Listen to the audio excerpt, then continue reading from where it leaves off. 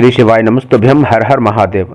नमस्कार दोस्तों, आप सभी लोग जानते हैं कि सोमवार की अष्टमी का कितना बड़ा महत्व होता है और सोमवार की अष्टमी का दिन भगवान भोलेनाथ को प्रसन्न करने का सबसे उत्तम दिन होता है और यह दिन भगवान शिव और माता पार्वती जी के मिलन का भी दिन होता है, जिस दिन भगवान शिव जी की शिवलिंग के सामने 64 योगिनियां नृत्य करती हैं। आपके जीवन में बहुत ज़्यादा अगर दुख और परेशानियां चल रही हैं तो यह सोमवार की अष्टमी आपको बिल्कुल भी नहीं छोड़नी चाहिए, क्योंकि एक साल में सोमवार की अष्टमी 3 से 4 बार ही पड़ती है और बहुत कम ही ऐसे मौके हैं तो जिस दिन सोमवार की अष्टमी पड़ती है।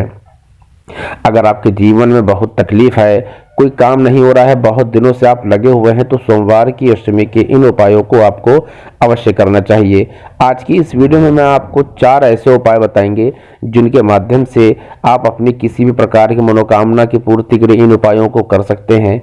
इसके अलावा नौकरी के लिए आप उपाय कर सकते हैं, शादी विवाह यदि नहीं हो रहा है तो उसके लिए उपाय कर सकते हैं और सर्व मनोकामना पूर्ति का भी एक ऐसा उपाय है जिसको करके आप अपनी किसी भी प्रकार की मनोकामनाओं की पूर्ति कर सकते हैं। तो साथियों, वीडियो में आगे बढ़ने से पहले आप सभी से एक छोटी सी रिक्वेस्ट है कि यदि पहली बार चैनल पर आए हों या अभी तक चैनल को सब्सक्राइब नहीं किया है तो कृपया चैनल को सब्सक्राइब करके वीडियो को लाइक कर दीजिए और कमेंट बॉक्स में हर हर महादेव अवश्य लिखिएगा।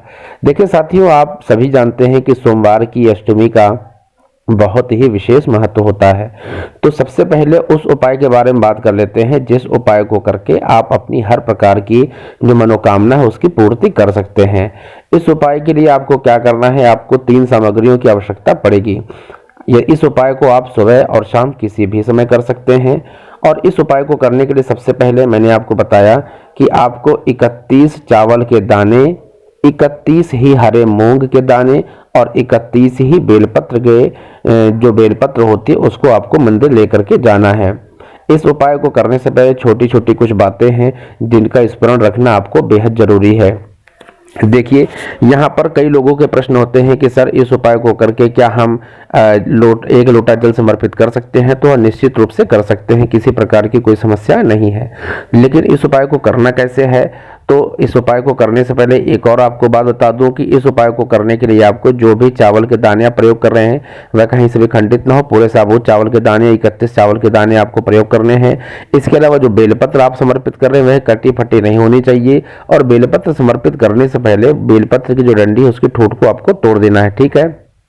इसके बाद आपको इस उपाय को करना है। तो इस उपाय को करने के लिए आपको जो 31 चावल के दाने आप मंदिर में ले गए हैं उन सभी 31 चावल के दानों को शिव जी के मंदिर की जो दहलीज है या जो मुख्य द्वार है उसके किसी एक तरफ आपको रख देना है। इस बात का स्मरण रखिएगा कि चावल ऐसी जगह पर रखें जहां पर किसी का पैर उस चावल के ऊपर आते जाते समय ना पड़ जाए और अपनी मनोकामना करते हुए सभी 31 चावल के दाने आपको मंदिर की दहलीज पर किसी एक किनारे रख देने हैं। इसके बाद जो 31 मूंग के दाने आप जो लेकर के गए हैं उन मूंग के 31 दानों को आपको नंदी जी के उस पांव की तरफ रख देना है जो पांव ऊपर उठा होता है, ठीक है। उसके बाद जो 31 बेलपत्र है तो इन 31 बेलपत्र में आपको पीले चंदन की बिंदी और लाल चंदन की या रोली की बिंदी आपको लगा देनी है। पीले चंदन की बिंदी आपको या पूरा आप चाहें तो बेलपत्र को भी उसकी पूरी पत्ती को पीला कर सकते हैं या उसकी एक बिंदी मात्र लगा सकते हैं। तो उस पीले चंदन की बिंदी बीच वाली पत्ती पर और नीचे की दोनों पत्तियों पर लाल चंदन की या लाल रोली का आप चंदन कर सकते हैं और उसे करने के बाद 31 बेलपत्र अपने मन की मनोकामना करते हुए अशोक सुंदर जी वाले स्थान पर आपको समर्पित कर देनी है। इसके बाद आप इस बात का ध्यान रखें कि जो भी बेलपत्र आपने समर्पित की है अशोक सुंदर जी वाले स्थान पर, उस बेलपत्र की सभी डंडियों का मुख जलाधारी से जिस तरफ जल नीचे गिरता है उस तरफ होना चाहिए और ऐसा करके आप अपने मन की मनोकामना की पूर्ति के लिए भगवान शिव से प्रार्थना कर लें। देखिए साथियों, जब आप इस सोमवार की अष्टमी को उपाय करके देखेंगे तो आप अगर भगवान की कृपा पर हो गए, बाबा भोलेनाथ आप पर प्रसन्न हो जाते हैं तो अगले ही सोमवार की अष्टमी तक बाबा आपकी सभी प्रकार की मनोकामना की पूर्ति निश्चित रूप से कर देंगे। इसके अलावा साथियों, पूज्य गुरुदेव कहते हैं कि किसी भी सोमवार को या किसी भी सोमवार की अष्टमी को या भगवान शिव की जो शिवरात्रि आती है उस दिन आप गंभीर समस्या से छुटकारा पाने के लिए भी एक बहुत ही विशेष उपाय कर सकते हैं।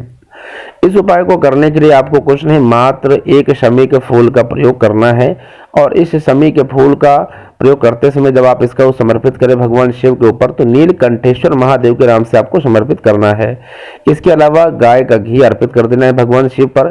5 कमलगट्टे और 5 बेलपत्र तांबे के लोटे में भरकर रख लें। सीधे हाथ में उस लोटे को रख ले और श्री शिवाय नमस्तुभ्यम का मंत्र का जाप करें। इस मंत्र का 5 बार स्मरण करते हुए लोटे को मस्तक से लगाकर अपने मन की जो प्रार्थना है, जिस भी तकलीफ से जो पेशेंट है, जो मरीज है गुजर रहा है, उसकी तकलीफ से छुटकारा पाने की प्रार्थना करते हुए इस लोटे के जल को किसी एकांत में, यदि आप गांव में या नगर में जहां पर भी रहते हैं, तो भगवान शिव के उस एकांत वाले शिव जी पर उस जल को समर्पित करना है जहां पर जो शिव भगवान अकेले या एकांत में वास करते हैं।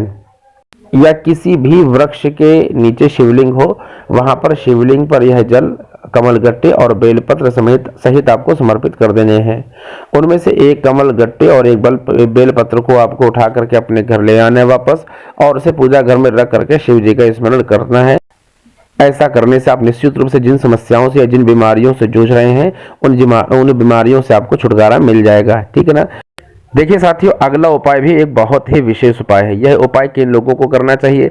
तो यह उपाय उन लोगों को करना चाहिए जो किसी सरकारी नौकरी की तलाश में है, बहुत दिनों से सरकारी नौकरी का प्रयास कर रहे हैं, या किसी मनमाफिक या जो एकदम मनमर्जी की जो नौकरी होती है उसका बहुत दिन से प्रयास कर रहे हैं, इंटरव्यू दे देकर थक चुके हैं, उसके बावजूद भी यदि आपको सफलता नहीं मिल रही है, तो सोमवार की अष्टमी के दिन किया जाने वाला यह उपाय एक बहुत ही अचूक और विशेष उपाय होता है।